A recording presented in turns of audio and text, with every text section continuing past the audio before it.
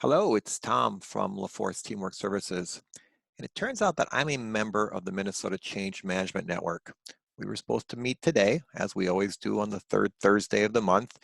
And I love these meetings because what we do is we learn a lot about change management principles and we try to put some of them into practice immediately. Today we were going to have several smaller sessions.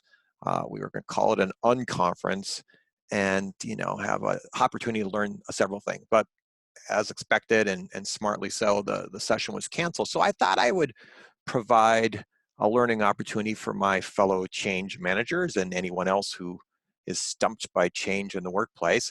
And so I've got this change management challenge for you, and I'm going to just explain it, and then I'm going to ask you what you would do, and we'll use the comments. Um, we'll use the comments for you to provide your advice. So just to kind of test your brain. So here's the challenge. We got this virus. We got this new virus. It seems to be a pretty nasty bug, and it spreads fast. As a matter of fact, it's spreading all around the world. And the scientists are, trying to figure out what should we do about this. And they've come up with several strategies. But the big strategy they seem to be have centered on is this idea of social distance, or maybe some people refer to it more kindly as physical distance. We need to keep people apart from one another, and they're using the number 6 feet apart. Now, so here's the scenario.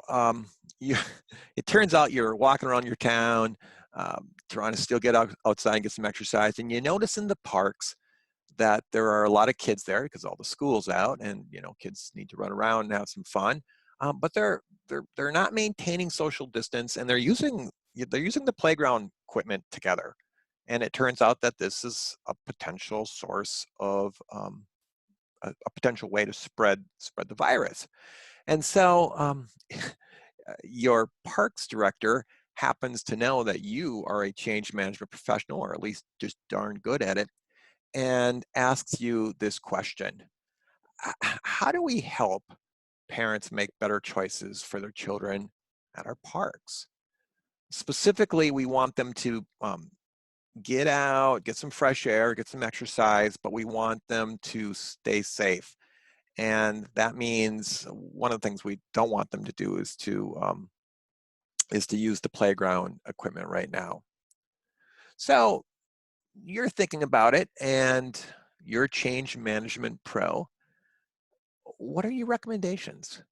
Using the best change management principles that you have, I want you to think about, you're providing advice for the parks director.